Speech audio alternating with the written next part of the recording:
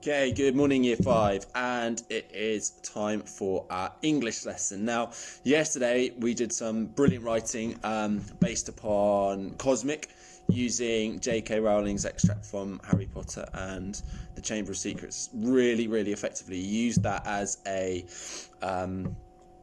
really good basis for your writing, and you used the sentence structures really well that J.K. Rowling had used and adapted it to fit Cosmic brilliantly. So really well done for all of the fantastic writing that you did on that.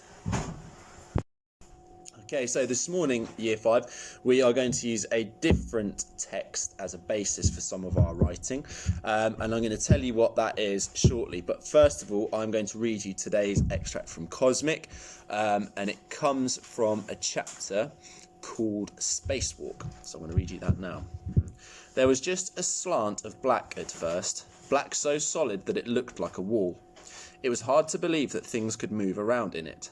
Then I started to see the underside of one of the Dandelion's silver sails. I'm saying now that's what it was, but it was hard to tell. It was so dazzling that you couldn't really make out the shape. It blazed like the filament of a really strong light bulb. Then the door opened wider, and I was out there in the black nothingness, floating free. Suddenly I collided with one of the sails and rolled around under it until I hit one of the struts, and something made me grab hold of it.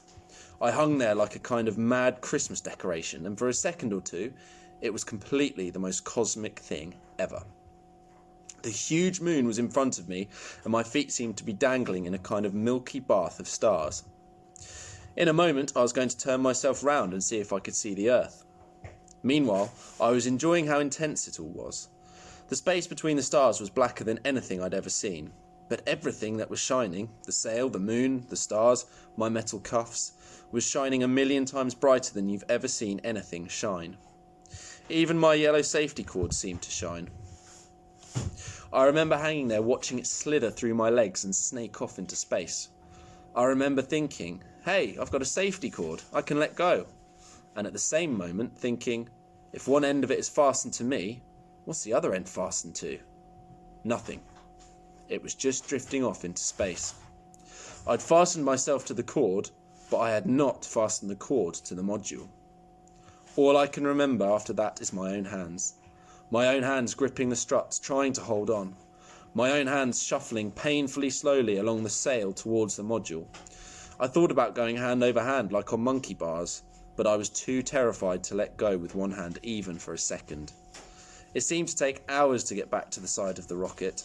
I was sweating and my heart was thumping. By the time I was next to the rocket, my helmet was starting to steam up.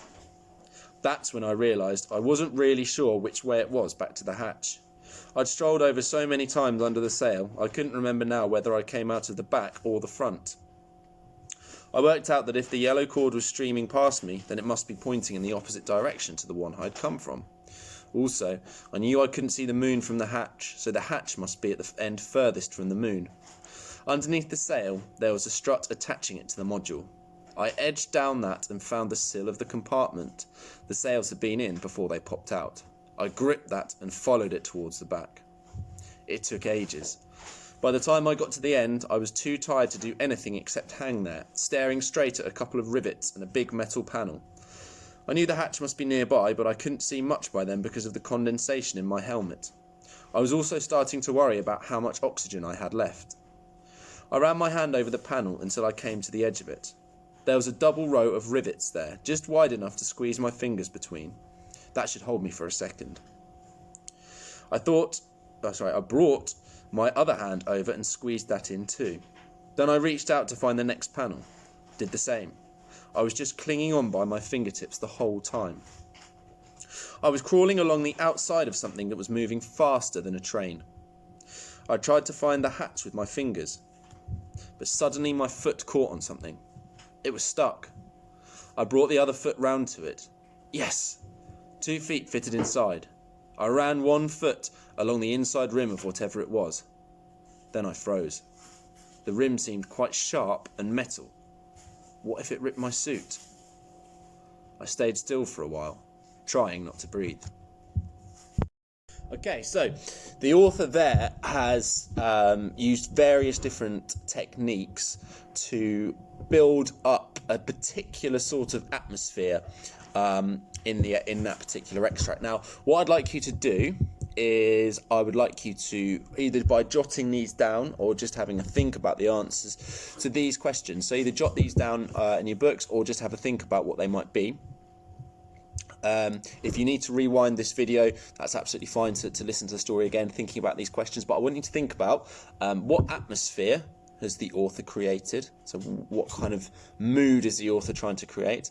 And how has that mood been created? Okay, so what atmosphere has been created and how has the author achieved that?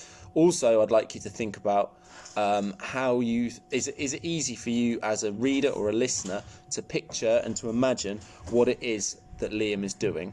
And if that is the case, then why? Why is it easy to picture what Liam's doing? Okay, so those 3 questions. If you need to rewind the video to listen to the extract again, that's absolutely fine. What atmosphere has been created? How has the author created that? And is it easy to picture in your mind what it is that Liam's doing?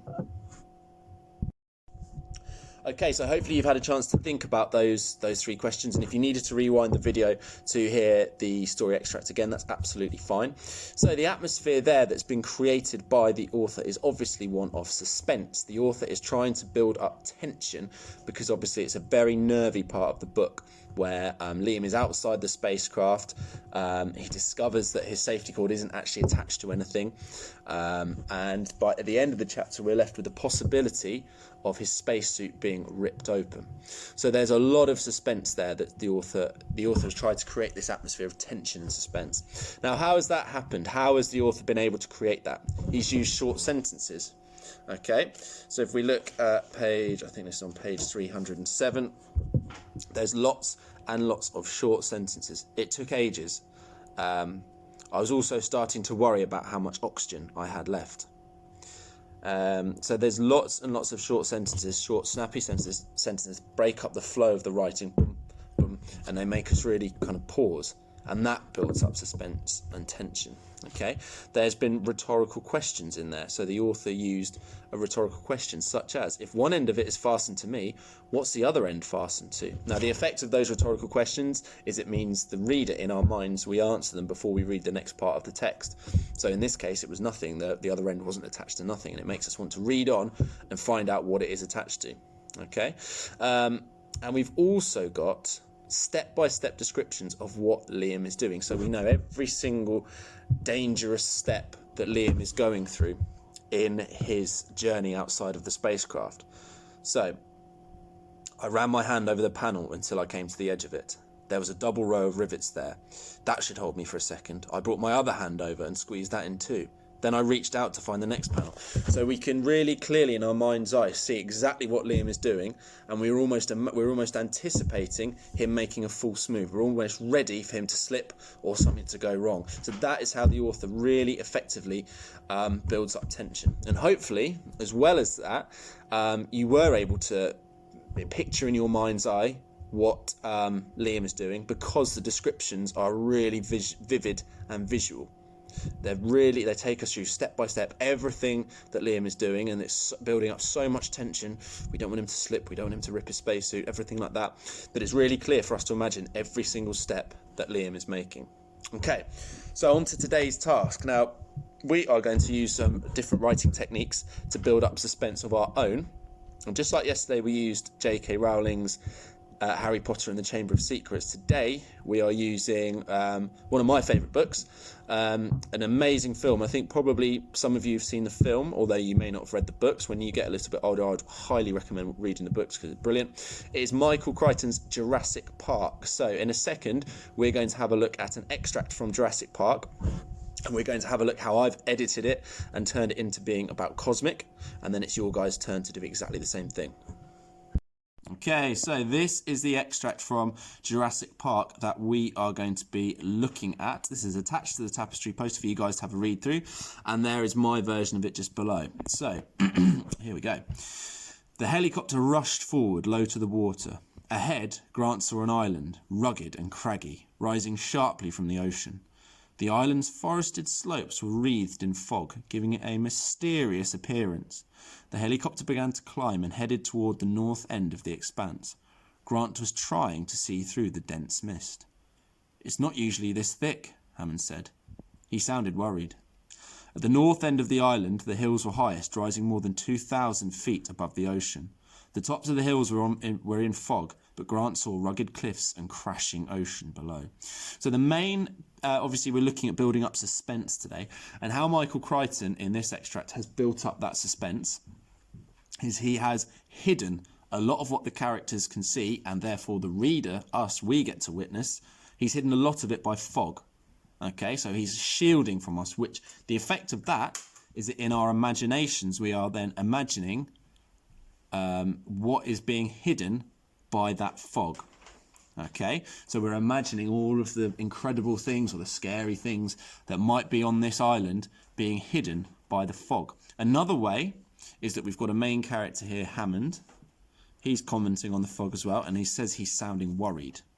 Okay, so that sounds like something's up. So we've got the description of the area, which is being impeded by all the fog. So the characters can't see what they're going into. And we've also got a character, a main character, being worried by the situation. So I'm going to scroll down now. And as I said, this extract is on our tapestry post, so you guys can look at it at your own leisure. And this is my interpretation of part of that extract written to fit Cosmic. The landing cruiser rushed forward, low to the moon's surface. Ahead, Liam saw a mountain range, tall and ominous, rising dramatically from the ground. The moon's dusty slopes were shrouded in mist, giving it an eerie appearance. The landing cruiser began to climb and headed towards the summit of one of the cliffs ahead. Liam was trying to see through the suffocating fog. "I didn't know it would be this thick," Max whispered. He sounded scared.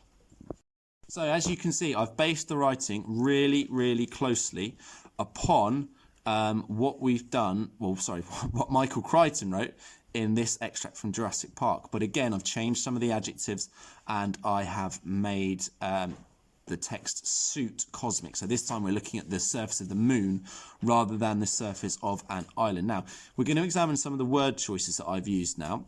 And we're going to look at, for example, this word here, ominous. So I said, ahead, Liam saw a mountain range, tall and ominous, rising dramatically from the ground. So the two words I've chosen there that are quite powerful are ominous and dramatically. Those two words there I've changed from ahead, Grant saw an island, rugged and craggy, rising sharply from the ocean. So ominous is a really sort of powerful word choice, which kind of gives a feeling of dread and something hard or concerning coming up. And dramatically gives this appearance of the hills on the moon rising up sharply, and kind of almost appearing out of nowhere. Because obviously, when we're using words like dramatically, we feel like drama is just around the corner. So I've done that throughout. I've kept the moon, the setting that we're looking at being shrouded in mist, so we can't see all of it. So again, that leaves the reader wondering what it is that is being hidden by the mist. Okay, so it's over to you guys now. As I said, this extract is attached to the tapestry post, so read through and see what I've done, and then it's over to you guys. I would like you, please, today to write, to use this extract here by Michael Crichton from Jurassic Park as a basis for your setting description on Cosmic. So just like yesterday with Harry Potter, we're keeping the sentence structure exactly the same, but we're just altering our word choices and the characters to make it fit to Cosmic. Okay, any questions, obviously pop on Tapestry, and I'm really, really looking forward to reading this writing later, Year 5. Good luck.